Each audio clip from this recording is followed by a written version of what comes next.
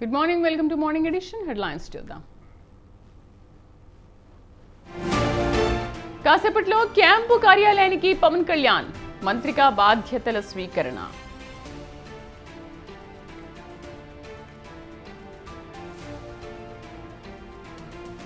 నేడు కరీంనగర్కు కేంద్ర సహాయ మంత్రి బండి సంజయ్ ఘన స్వాగతం పలికేందుకు ఏర్పాట్లు.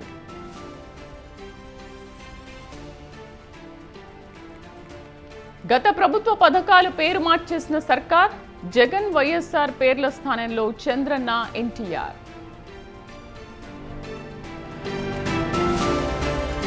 నేడు కేంద్ర కేబినెట్ భేటీ, సాయంత్రం 5 గంటలకు సమావేశం.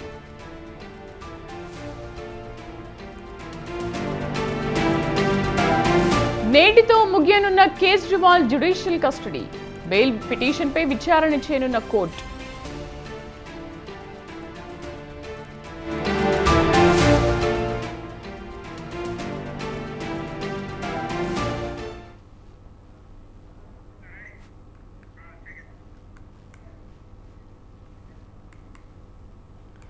జనసేన అధినేత పవన్ కళ్యాణ్ కొత్త రోల్ పోషించనున్నారు. మంత్రిగా ప్రమాణ స్వీకారం చేసిన పవన్ కళ్యాణ్ ఇవాళ పదవి బాధ్యతలు స్వీకరించనున్నారు. కాసేపట్లో విజయవాడలోని క్యాంపు కార్యాలయంలో పవన్ బాధ్యతలు స్వీకరించనున్నారు. 9:30 గంటలకు పవన్ తన బాధ్యతలను స్వీకరిస్తారు. అనంతరం ఐఏఎస్, ఐపీఎస్ అధికారులతో భేటీ కానున్నారు. గ్రామీణాభివృద్ధి శాఖ అధికారులతో వివిధ అంశాలపై పవన్ చర్చించనున్నారు. బాధ్యతలు చేపట్టిన రోజే వరుస సమావేశాలతో పవన్ కళ్యాణ్ బిజీగా ఉండనున్నారు.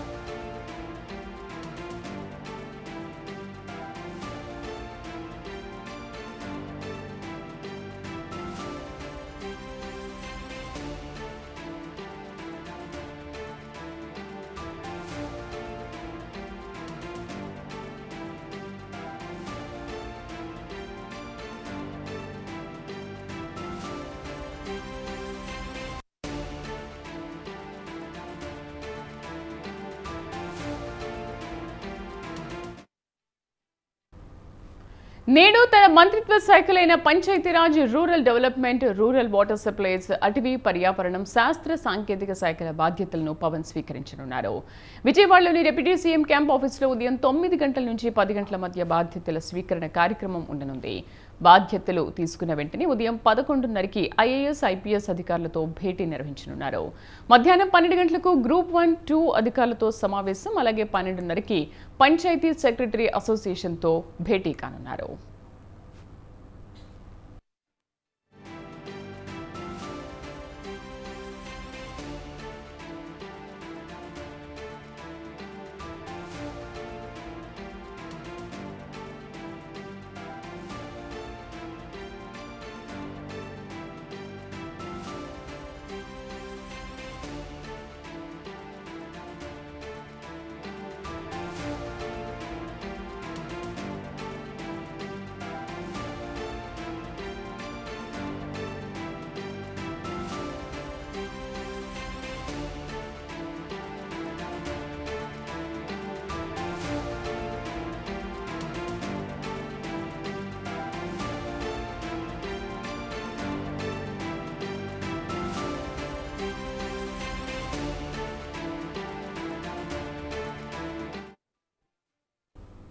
జనసేన అధినేత పవన్ కళ్యాణ్ కొత్త రోల్ను పోషించనున్నారు. మంత్రిగా ప్రమాణ స్వీకారం చేసిన పవన్ కళ్యాణ్ ఇవాళ పదవి బాధ్యతలు స్వీకరించనున్నారు. కాసేపట్లో విజయవాడలోని క్యాంపు కార్యాలయంలో పవన్ బాధ్యతలు స్వీకరించనున్నారు. 9:30 గంటలకు పవన్ బాధ్యతలు స్వీకరిస్తారు. అనంతరం ఐఏఎస్, ఐపీఎస్ అధికారులతో భేటీ కానున్నారు. గ్రామీణాభివృద్ధి శాఖ అధికారులతో వివిధ అంశాలపై పవన్ చర్చించనున్నారు. బాధ్యతలు చేపట్టిన రోజే వరుస సమావేశాలతో పవన్ కళ్యాణ్ బిజీగా ఉండనున్నారు. నేడు తన మంత్రిత్వ శాఖలైన Panchayati Raj, rural development, rural water supply, అటవీ పర్యావరణం, శాస్త్ర సాంకేతిక శాఖల బాధ్యతలను పవన్ స్వీకరించనున్నారు. విజయవాడలోని డిప్యూటీ సీఎం క్యాంప్ ఆఫీసులో ఉదయం 9 నుంచి 10 గంటల మధ్య బాధ్యతల స్వీకరణ కార్యక్రమం ఉండనుంది. బాధ్యతలు స్వీకరించిన వెంటనే ఉదయం 11:30కి ఐఏఎస్, ఐపీఎస్ అధికారులతో భేటీ నిర్వహిస్తారు. మధ్యాహ్నం 12 గంటలకు గ్రూప్ 1-2 అధికారులతో సమావేశం. ఆ తర్వాత 12:30కి పంచాయతీ సెక్రటరీ అసోసియేషన్తో పవన్ భేటీ కానున్నారు. ఇక పూర్తి సమాచారం మా కరెస్పాండెంట్ రమేష్ అందిస్తారు. రమేష్, ఇంకా ఎంతసేపట్లో పవన్ కళ్యాణ్ అక్కడికి చేరుకోనున్నారు? పదవి బాధ్యతలు ఎప్పుడు స్వీకరించనున్నారు? సమావేశ వివరాలేంటి? శ్రీదేవి, జనసేన అధినేత పవన్ కళ్యాణ్ ఇప్పటికే మంత్రిగా ప్రమాణ స్వీకారం చేశారు. ఆయనను ప్రభుత్వం డిప్యూటీ సీఎం గా నియమించడం కూడా జరిగింది. ముఖ్యమంత్రి చంద్రబాబు డిప్యూటీ సీఎం బాధ్యతలతో పాటు పంచాయతీరాజు, గ్రామీణాభివృద్ధి, రూరల్ డెవలప్మెంట్, అదేవిధంగా అటవీ శాఖ, సైన్స్ అండ్ టెక్నాలజీ శాఖలను కూడా పవన్ కళ్యాణ్ కు కట్టబెట్టడం జరిగింది. ఈ నేపథ్యంలో ఈ రోజు ఆయన పదవి బాధ్యతలు మరి కాసేపట్లో తీసుకోనున్నారు. ఉప ముఖ్యమంత్రి కార్యాలయంలో పవన్ కళ్యాణ్ డిప్యూటీ సీఎం గా పదవి బాధ్యతలు చేపడతారు. ఆ తర్వాత ఆయన ఐఏఎస్, ఐపీఎస్ అధికారులతో సమావేశం అవుతారు. ఆ సమావేశం తర్వాత ఆయన శాఖలకు సంబంధించినటువంటి ఇతర అధికారులతో కూడా సమావేశం అవుతారు. ఆ సమావేశం తర్వాత పంచాయతీరాజ్ అసోసియేషన్ ప్రతినిధులతో కూడా సమావేశం కానున్నారు. ఇక ప్రధానంగా బాధ్యతలు తీసుకున్న రోజే పవన్ కళ్యాణ్ కీలకమైనటువంటి అంశాలపైన సమీక్షా సమావేశాలు నిర్వహించనున్నట్టు తెలుస్తోంది. ఈ రోజంతా ఆయన బిజీగా ఉండనున్నట్టు కూడా తెలుస్తుంది. ఉదయం బాధ్యతలు చేపట్టిన తర్వాత వరుసగా ఉన్నతాధికారులతో సమావేశాలు నిర్వహిస్తారు. ఈ సమావేశాల్లో ప్రధానంగా తన శాఖలకు సంబంధించి తీసుకునే కీలక నిర్ణయాలపైన కూడా చర్చించే అవకాశం ఉన్నట్టు తెలుస్తుంది. ప్రధానంగా పంచాయతీ రాజ్తో పాటు రూరల్ డెవలప్మెంట్, అదేవిధంగా rural water supply, science and technology, అటవీ శాఖ, ఇలాంటి కీలక శాఖలు కూడా ప్రస్తుతం ఆయన దగ్గర ఉన్నటువంటి నేపథ్యంలో ఆయా శాఖలకు సంబంధించి రానున్న రోజుల్లో తీసుకోవాల్సినటువంటి చర్యలపైన పవన్ కళ్యాణ్ సమీక్ష నిర్వహించనున్నట్టు తెలుస్తుంది. ప్రధానంగా పంచాయతీలను పటిష్టం చేయడం, అదేవిధంగా రూరల్ వాటర్ సప్లైకి సంబంధించి స్వచ్ఛమైన సాగునీరు అందించడం కావచ్చు, అదేవిధంగా అటవీ సంరక్షణకు సంబంధించి తీసుకోవాల్సిన చర్యలపైన కూడా పవన్ కళ్యాణ్ ప్రధానంగా దృష్టి పెడుతున్నట్టు తెలుస్తుంది. గత ప్రభుత్వ హయాంలో ఎర్రచందనం పెద్ద ఎత్తున స్మగ్లింగ్ చేయడం కావచ్చు, అక్రమంగా రవాణా చేసినటువంటి పరిస్థితి కూడా ఉంది. కానీ పవన్ కళ్యాణ్ అలాంటి వాటన్నిటికీ అడ్డుకట్ట వేయాలని భావిస్తూ ఉన్నారు. ఇప్పటికే ఎర్రచందనం సంబంధించి ఎవరైనా అక్రమంగా రవాణా చేస్తే కఠిన చర్యలు తీసుకుంటామని హెచ్చరించినటువంటి పరిస్థితి కూడా ఉంది. కాబట్టి ఈ శాఖలకు సంబంధించినటువంటి కీలక అంశాలపైన అయితే పవన్ కళ్యాణ్ ఉన్నతాధికారులతో సమీక్ష సమావేశాన్ని నిర్వహించారు. మరి కాసేపట్లో ఆయన విజయవాడలోని డిప్యూటీ సీఎం క్యాంపు కార్యాలయానికి వస్తారు. క్యాంపు కార్యాలయానికి వచ్చిన తర్వాత పదవి బాధ్యతలు చేపడతారు. బాధ్యతలు స్వీకరించిన వెంటనే అసలు వరుస భేటీలు నిర్వహిస్తున్నారు ఐఏఎస్, ఐపీఎస్ అధికారులతో. అంటే దూకుడుగా ప్రదర్శిస్తున్నారు. దీన్ని బట్టి చూస్తుంటే ప్రతిరోజు కూడా ఆయన షెడ్యూల్ ఎలా ఉండనుంది? ఉప ముఖ్యమంత్రిగా పదవి బాధ్యతలు తీసుకోవడంతో పాటు వివిధ శాఖలను కూడా ఆయన నిర్వర్తించాల్సినటువంటి నేపథ్యంలో ఆయా శాఖలకు సంబంధించినటువంటి కీలక అంశాలపైన పవన్ కళ్యాణ్ దృష్టి పెట్టడం జరిగింది. ప్రధానంగా ఆయన ఉప ముఖ్యమంత్రిగా మొదటిసారి బాధ్యతలు చేపడుతూ ఉన్నప్పటికీ ప్రజలకు సంబంధించి, ప్రజల సమస్యలకు సంబంధించి ఎలాంటి పరిష్కార మార్గాలు చూడాలి, వారు పడుతున్నటువంటి ఇబ్బందులను ప్రభుత్వం ఏ విధంగా వారికి సాయం చేయాలనే అంశానికి సంబంధించి కూడా మొదటి నుంచి పవన్ కళ్యాణ్ కు ప్రత్యేకమైన ఆసక్తి కూడా ఉందని చెప్పుకోవచ్చు. ఎందుకంటే గతంలో పవన్ కళ్యాణ్ వివిధ సందర్భాల్లో రైతుల పక్షాన పోరాటం చేశారు, ప్రజల తరపున వాళ్ళు పడుతున్నటువంటి ఇబ్బందులపైన పోరాటాలు చేశారు. అంతేకాకుండా ప్రజలు ఎదుర్కొన్నటువంటి సమస్యలను ప్రత్యక్షంగా ఆయన పరిశీలించినటువంటి పరిస్థితి కూడా. ఈ నేపథ్యంలో ఆయా సమస్యల పరిష్కారానికి ఆయన ఇప్పుడు ఉప ముఖ్యమంత్రిగా పదవి బాధ్యతలు చేపడుతున్నటువంటి నేపథ్యంలో ఖచ్చితంగా ఆ సమస్యల పరిష్కారం పైన ప్రత్యేక దృష్టి పెట్టాలని పవన్ కళ్యాణ్ భావిస్తూ ఉన్నారు. ఆయన డిప్యూటీ సీఎం పదవితో పాటు పంచాయతీరాజ్ కావచ్చు, రూరల్ డెవలప్మెంట్ కావచ్చు, అదేవిధంగా రూరల్ వాటర్ సప్లైతో పాటు అటవీ శాఖ, సైన్స్ అండ్ టెక్నాలజీ వంటి కీలక శాఖల బాధ్యతలు కూడా చూస్తున్నారు. కాబట్టి ఆ శాఖలకు సంబంధించి ప్రజలకు ఉన్నటువంటి ఇబ్బందులను తొలగించడమే ప్రధాన ఎజెండాగా పనిచేయబోతూ ఉన్నారు. అందులో భాగంగానే పదవి బాధ్యతలు తీసుకుంటున్నటువంటి మొదటి రోజు నుంచే కీలకమైనటువంటి సమావేశాలు ఉన్నతాధికారులతో నిర్వహించబోతున్నారు. ఈ లెక్కను చూస్తే పవన్ కళ్యాణ్ ఖచ్చితంగా తనకు అప్పగించినటువంటి బాధ్యతలు కావచ్చు, తాను చూస్తున్నటువంటి బాధ్యతలకు సంబంధించి సంపూర్ణంగా న్యాయం చేయాలని భావిస్తూ ఉన్నారు. 100% ప్రజలకు సేవ చేయాలని భావిస్తూ ఉన్నారు. తన దృష్టికి వచ్చినటువంటి సమస్యలు కావచ్చు, తన శాఖాపరమైనటువంటి అంశాలకు సంబంధించి కూడా పూర్తి స్థాయిలో ప్రజలకు న్యాయం చేసేలాగా ఆయన పాలన చేయబోతున్నారని కూడా ఖచ్చితంగా చెప్పుకోవచ్చు. ఈ లెక్కన ప్రతిరోజు కూడా అధికారులతో సమీక్ష సమావేశాలు నిర్వహిస్తారు. మరోవైపు పార్టీకి సంబంధించిన కార్యకర్తల నేతలతో కూడా సమీక్షలు నిర్వహించే అవకాశం ఉంది. ఒకవైపు ప్రభుత్వంలో బాధ్యతలు నిర్వహిస్తూనే మరోవైపు పార్టీకి సంబంధించి పార్టీ కోసం కష్టపడి పనిచేసిన వారిపైన కూడా ప్రత్యేకంగా పవన్ కళ్యాణ్ దృష్టి పెట్టే అవకాశం ఉన్నట్లయితే స్పష్టంగా చెప్పుకోవచ్చు. గతం నుంచి కూడా పవన్ కళ్యాణ్ చెప్తూ ఉన్నారు, తాను సాధారణ మధ్యతరగతి కుటుంబం నుంచి వచ్చినాను, ఆ కుటుంబాలకు సంబంధించిన సమస్యలు తనకు తెలుసంటూ ఎన్నికల ముందు పదే పవన్ కళ్యాణ్ చెప్పారు. ఇప్పుడు మంత్రిగా కీలకమైనటువంటి శాఖలు చూస్తూ ఉన్నారు, ప్రభుత్వంలో ఉన్నారు కాబట్టి ప్రభుత్వ బాధ్యతగా ప్రజల సమస్యల పరిష్కారం కోసం పవన్ కళ్యాణ్ 100% పనిచేసే అవకాశం ఉంది. దానికి సంబంధించి ప్రతిరోజు కూడా అధికారులతో సమీక్షలు నిర్వహిస్తారు. అదేవిధంగా తన దృష్టికి వచ్చినటువంటి సమస్యలు కావచ్చు, శాఖాపరమైనటువంటి అంశాలపైన కూడా ప్రత్యేకంగా దృష్టి సారిస్తారని కూడా చెప్పుకోవచ్చు. ముఖ్యంగా రమేష్, ఎన్నికల హామీపైన ఎటువంటి ఫోకస్ పెట్టనున్నారు? ఇంకోటి, వైసీపీ ప్రభుత్వ హయాంలో అమరావతి ఉద్యమానికి మద్దతు తెలిపేందుకు అప్పుడు పవన్ వెళ్ళినప్పుడు అప్పట్లో పోలీసులు కూడా అడ్డుకున్నారు. అయినప్పటికీ కూడా ముళ్ళ కంచెలను దాటుకుని మరి వాళ్ళకి వెళ్ళి మద్దతు పలికారు. సో నిన్న వాళ్ళ స్వాగతం కానీ వాళ్ళు పూలదండలు వేసి ఆయన్ని స్వాగతించడం కానీ అవన్నీ మనం చూసాము. సో ముఖ్యంగా రైతులకు ఎటువంటి మేలు చేరున్నారు అండ్ ఎన్నికల హామీలను ఏ విధంగా నెరవేర్చనున్నారు? ఆంధ్రప్రదేశ్ లో కూటమి ప్రభుత్వం అధికారంలో ఉంది. తెలుగుదేశం పార్టీతో పాటు బీజేపీ, జనసేన కూటమి ప్రభుత్వం ప్రస్తుతం అధికారంలో ఉంది. ఏపీ ముఖ్యమంత్రిగా చంద్రబాబు నాయుడు బాధ్యతలు నిర్వహిస్తున్నారు. కూటమిలో భాగస్వామిగా జనసేన అధినేత పవన్ కళ్యాణ్ కూడా కీలక రోలు ఇటు ప్రభుత్వంలో పోషించబోతున్నారు. ఈ నేపథ్యంలో ప్రజలకు ఇచ్చినటువంటి హామీల విషయంలో ఖచ్చితంగా హామీలను అమలు చేసే దిశగా తన వంతు ప్రయత్నం చేస్తానని పవన్ కళ్యాణ్ కూడా చెప్తూ ఉన్నారు. ప్రభుత్వంలో ఉన్నప్పటికీ కూడా ఎక్కడ తప్పు జరిగినా ఆ విషయాలను కూడా ఖచ్చితంగా తాను ప్రశ్నిస్తాననే అంశాన్ని కూడా పవన్ కళ్యాణ్ గతంలోనే చెప్పినటువంటి పరిస్థితి కూడా ఉంది. ఇప్పటికే కూటమి అధికారంలోకి వచ్చిన తర్వాత ఎన్నికలకు ముందు ఏవైతే హామీలు ఇచ్చారో, పైగా డిఎస్పీ కావచ్చు, అదేవిధంగా ల్యాండ్ టైటింగ్ యాక్ట్ రద్దుకు సంబంధించి కావచ్చు, అన్నా క్యాంటీన్ లో ఓపెనింగ్ సంబంధించి ఇలాంటి కీలక అంశాలకు ప్రభుత్వం ఇప్పటికే పచ్చజెండా అవుతుంది. ముఖ్యమంత్రి చంద్రబాబు నాయుడు ఈ అంశాలకు సంబంధించిన విషయాలపైన సంతకాలు కూడా చేసిన పరిస్థితి. మరోవైపు అమరావతి రాజధాని రైతుల పక్షాన పవన్ కళ్యాణ్ గతంలో పోరాటాలు చేశారు, వారికి మద్దతుగా నిలిచారు. ఇప్పుడు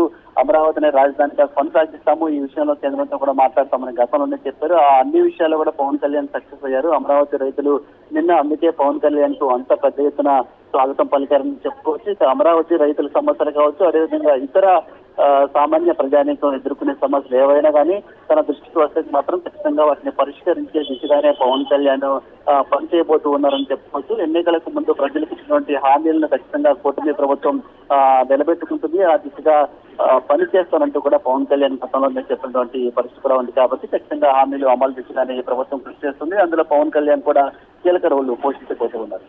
సో డిప్యూటీ సీఎంతో పాటు ఇన్ని పదవులు పోషించబోతున్నారు, ఈ రోజు నుంచి ఒక కొత్త రోల్ ని చూపించబోతున్నారు ప్రజలకి. ఈ నేపథ్యంలో ఐఏఎస్ ఐపీఎస్ అధికారులతో కూడా 1-to-1 సమావేశం అంటున్నారు. అంటే ఇప్పుడు ఆయన చేపట్టిన ఈ పథకాలు అన్ని, అంటే ఈ పొజిషన్స్ అన్నిటినీ కూడా ఆయా శాఖలతో భేటీ కానున్నారా ఈ రోజే? ఖచ్చితంగా ఇప్పుడు పవన్ కళ్యాణ్ డిప్యూటీ సీఎం పదవితో పాటు పంచాయతీరాజ్ శాఖను చూస్తూ ఉన్నారు. పంచాయతీరాజ్ శాఖ అనేది చాలా కీలకమైనటువంటి శాఖ. గత ప్రభుత్వ హయాంలో పంచాయతీరాజ్ శాఖను పూర్తిగా నిర్వీర్యం చేశారు, పంచాయతీలను నిర్వీర్యం చేశారు. పంచాయతీకి ఇవ్వాల్సినటువంటి నిధులను కూడా ఇవ్వనటువంటి పరిస్థితి ఉంది. దీంతో రూరల్ ప్రాంతాల్లో, ప్రధానంగా గ్రామీణ ప్రాంతాల్లో చేపట్టాల్సిన అభివృద్ధి పనులు కానీ, సంక్షేమ పథకాలు కానీ, సంక్షేమ పనులు కానీ ఆగిపోయినటువంటి పరిస్థితి కూడా ఉంది. ఈ నేపథ్యంలో పంచాయతీరాజ్ శాఖను పటిష్టం చేయడం ద్వారా పాలనను గ్రామ స్థాయి వరకు తీసుకెళ్లాలి, గ్రామ స్థాయిలో ఉన్నటువంటి సమస్యల పరిష్కారం దిశగా కూడా కృషి చేయాలని పవన్ కళ్యాణ్ భావిస్తూ ఉన్నారు. పవన్ కళ్యాణ్ ఏరి కోరి పంచాయతీరాజ్ శాఖను కూడా తీసుకోవడం జరిగింది. ఆ శాఖను తనకు కేటాయించినట్లయితే శాఖలో అద్భుతాలు చేసి చూపిస్తారని పవన్ కళ్యాణ్ భావిస్తున్నారు. మరోవైపు రూరల్ డెవలప్మెంట్ కావచ్చు, రూరల్ వాటర్ సప్లై కావచ్చు, అటవీ శాఖ కావచ్చు, సైన్స్ అండ్ టెక్నాలజీ, ఇలా అనేక కీలక శాఖలు ప్రస్తుతం పవన్ కళ్యాణ్ నిర్వహించాల్సినటువంటి నేపథ్యంలో ఆయా శాఖలకు సంబంధించిన అధికారులు, ఉన్నతాధికారులతో పవన్ కళ్యాణ్ సమావేశమవుతున్నారు. ఈ రోజే పదవి బాధ్యతలు తీసుకున్నటువంటి నేపథ్యంలో ఈ రోజు నుంచే తన కార్యాచరణ పవన్ కళ్యాణ్ మొదలు పెట్టారని చెప్పుకోవచ్చు. అందులో భాగంగానే కీలక శాఖలకు సంబంధించిన ఉన్నతాధికారులు, ఇతర అధికారులతో కూడా సమావేశం అవుతున్నారు. ఆనందం రోజుల్లో ఈ శాఖలను మరింత పటిష్టంగా పని చేయడానికి, ఈ శాఖల ద్వారా మరింత పటిష్టంగా ప్రజలకు సేవ చేయడానికి తీసుకోవాల్సిన చర్యలపైన ఉన్నతాధికారులతో పవన్ కళ్యాణ్ ఈ సమీక్ష సమావేశాలు నిర్వహించబోతున్నట్టు కూడా చెప్పుకోవచ్చు. Right Ramesh, thank you.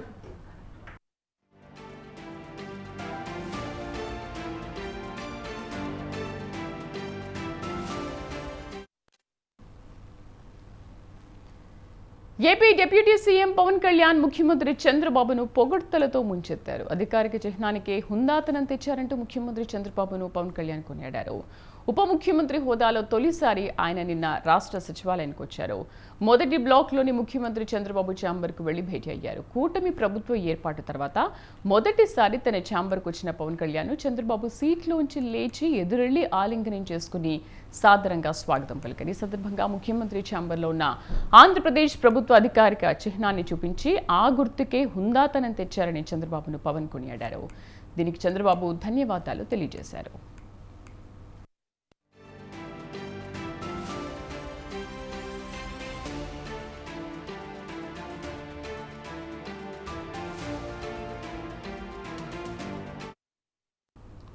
వీరిద్దరి మధ్య భేటీ దాదాపుగా గంటన్నర సేపు కొనసాగింది. ఇందులో దాదాపు 45 నిమిషాల పాటు ఏకాంతంగా సమావేశమయ్యారు. నేతలిద్దరూ తాజా రాజకీయాలతో పాటు వివిధ అంశాలపై చర్చించినట్టు తెలిసిందే. పవన్ కళ్యాణ్తో పాటు మంత్రులు నాదెండ్ల మనోహర్, కందుల దుర్గేష్ సీఎంను కలిశారు.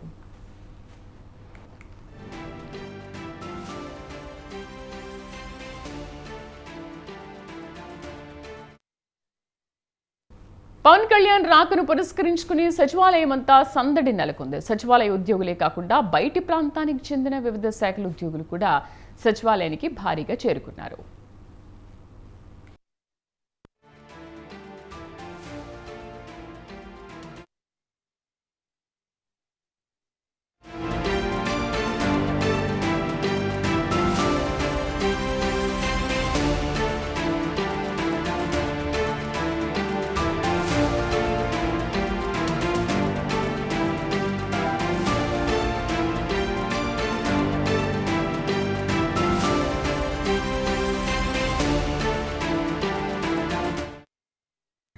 ఎమ్మెల్యే బుచ్చే చౌదరికి మంత్రి పయ్యావుల కేశవ్ ఫోన్ చేశారు. ప్రోటెం స్పీకర్గా వ్యవహరించాలని బుచ్చే చౌదరిని కోరారు పయ్యావుల కేశవ్.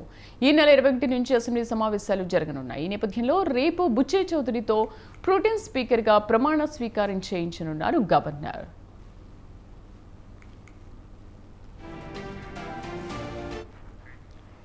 ఏపీ అసెంబ్లీ సమావేశాలు ఈ నెల 21 నుంచి నిర్వహించాలని ప్రభుత్వం నిర్ణయించింది. తొలుత ఈ నెల 24 నుంచి జరుగుతాయని ప్రభుత్వ వర్గాలు తెలిపాయి. తాజాగా 21, 22 తేదీలో నిర్వహించాలని నిర్ణయించారు. ఈ సమావేశాల్లో సభ్యుల ప్రమాణ స్వీకారం, శాసనసభ స్పీకర్, డిప్యూటీ స్పీకర్ ఎన్నిక జరగనుంది.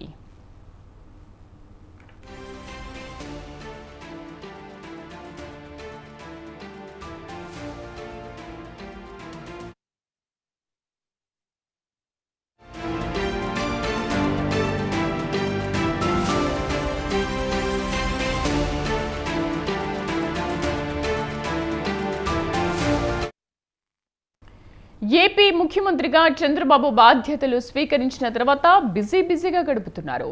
అన్ని శాఖలపై వరుసగా సమీక్షలు నిర్వహిస్తున్నారు. మధ్యాహ్నం 3 గంటలకు సచివాలయానికి సీఎం చంద్రబాబు రానున్నారు. పలు శాఖలపై వరుస సమీక్షలు నిర్వహిస్తారు. సాయంత్రం 6 గంటలకు ఉండవల్లి నివాసానికి వెళ్లనున్నారు.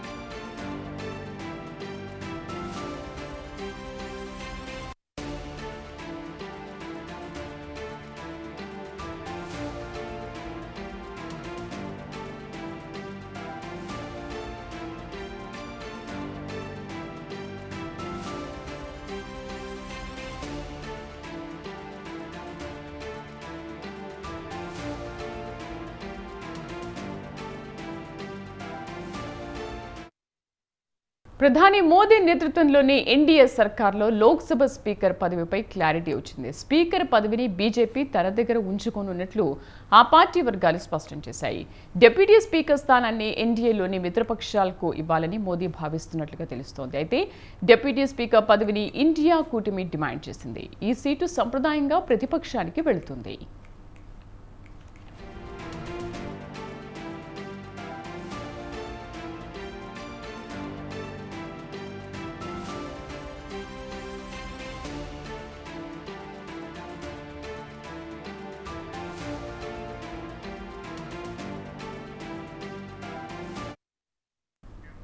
కేంద్ర రక్షణ శాఖ మంత్రి రాజ్నాథ్ సింగ్ నివాసంలో కేంద్ర మంత్రులు పీయూష్ గోయల్, భూపేందర్ యాదవ్, మనోహర్ లాల్, ధర్మేంద్ర ప్రధాన్, కిరణ్ రిజిజు, జైశంకర్, వీరేంద్ర కుమార్, అన్నపూర్ణాదేవి ఎన్డీఏ నేతల సమావేశం జరిగింది.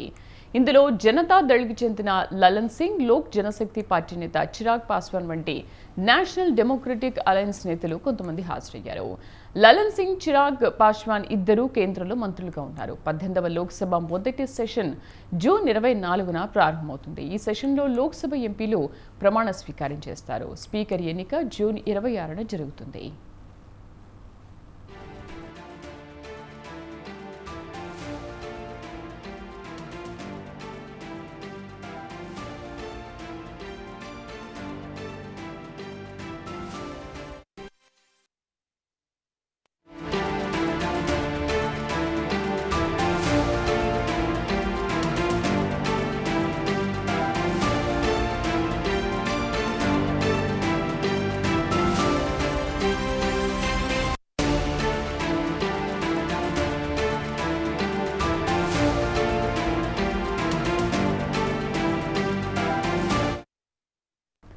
ఇవాళ కేంద్ర కేబినెట్ సమావేశం కానుంది. సాయంత్రం 5 గంటలకు ప్రధాని మోదీ అధ్యక్షతన భేటీ జరగనుంది. భేటీలో పలు కీలక అంశాలపై చర్చించి నిర్ణయం తీసుకోనుంది మంత్రివర్గం.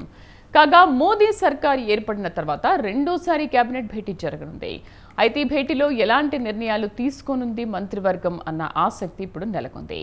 ఇక మూడోసారి బాధ్యతలు చేపట్టిన తర్వాత ప్రధాని మోదీ అధ్యక్షతన జరిగిన తొలి మంత్రివర్గ సమావేశంలో పీఎంఏవై కింద మరో 3 కోట్ల గృహాలు నిర్మించాలని నిర్ణయించింది. దీంతో పాటు పీఎం కిసాన్ నిధిని విడుదల చేస్తూ తొలి సంతకం చేశారు. మొత్తం 9.3 కోట్ల మంది రైతులకు 20,000 కోట్ల రూపాయల ఆర్థిక సాయాన్ని విడుదల చేయనున్నారు.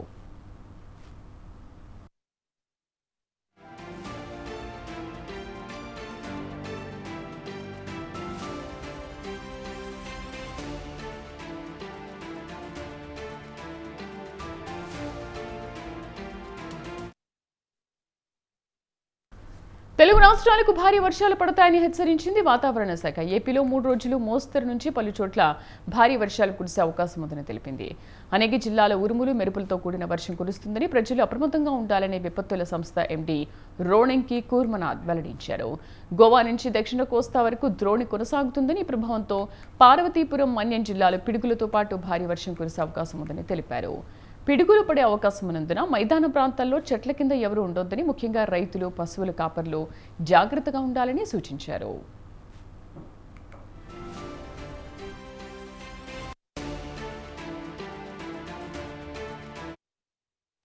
శ్రీకాకుళం, అల్లూరు సీతారామరాజు, ఏలూరు, కృష్ణా, ఎన్టీఆర్, గుంటూరు, నంద్యాల, తిరుపతి జిల్లాల్లో అక్కడక్కడ తేలికపాటి నుంచి మోస్తరు వర్షాలు కురిసే అవకాశం ఉందని వెల్లడించింది వాతావరణ శాఖ. వీటితో పాటు పశ్చిమ గోదావరి, బాపట్ల, పల్నాడు, ప్రకాశం, నెల్లూరు, కర్నూలు, కడప, అన్నమయ్య, చిత్తూరు జిల్లాల పిడుగులతో పాటు వర్షాలు కురిసే అవకాశం ఉందని విపత్తుల నిర్వహణ సంస్థ తెలిపింది.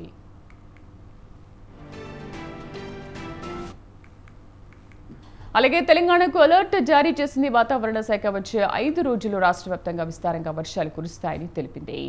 నైరుతి రుతుపవనాలకు తోడు ద్రోణి ప్రభావంతో వర్షాలు కురుస్తాయని, గంటకు 30 నుంచి 40 కిలోమీటర్ల వేగంతో ఈదురు గాలులు వీస్తాయని వెల్లడించింది. ఉరుములు, మెరుపులతో పాటు పిడుగులు పడే ఛాన్స్ ఉందని, ప్రజలు జాగ్రత్తగా ఉండాలని సూచించింది. నేడు ఆసిఫాబాద్, ములుగు, కొత్తగూడెం, హనుమకొండ, మంచిర్యాల, భూపాలపల్లి జిల్లాలో భారీ వర్షాలకు ఛాన్స్ ఉందని తెలిపింది వాతావరణ శాఖ. హైదరాబాద్తో పాటు మిగిలిన జిల్లాల్లో ఓ మోస్తరు వర్షాలు కురిసే అవకాశం ఉన్నట్లు వెల్లడించారు.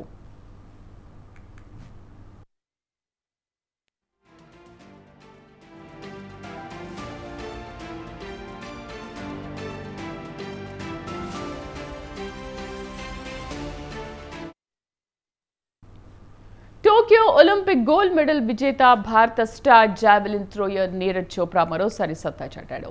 పావో నుర్మి గేమ్స్లో సువర్ణ పతకాన్ని సాధించాడు. ఫిన్లాండ్లో జరిగిన టోర్నీలో జావెలిన్ ఏకంగా 85.97 మీటర్లు విసిరి గోల్డ్ మెడల్ గెలుచుకున్నాడు.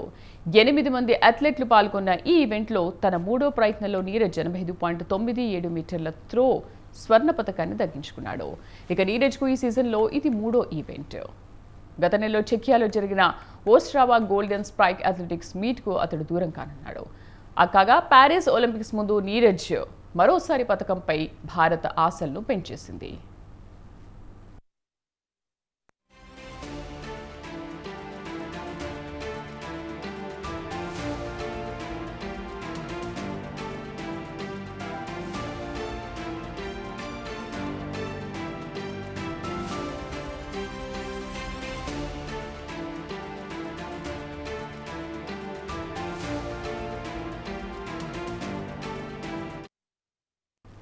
T20 ప్రపంచ కప్ 2024లో సూపర్ 8 సమరానికి సమయం ఆసన్నమైంది. ఇవాళ నుంచి ప్రారంభమయ్యే సూపర్ 8 మ్యాచ్ల్లో తొలి రోజు 2 మ్యాచ్లు జరగనున్నాయి.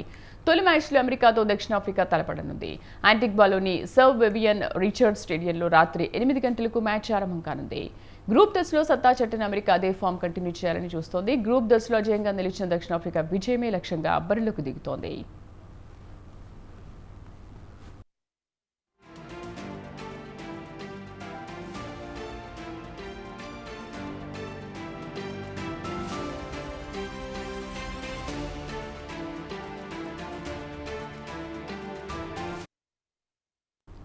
ఈ బులెటిన్ విశేషాలు మరిన్ని అప్డేట్స్తో మరో బులెటిన్లో మళ్ళీ కలుద్దాం. నమస్తే.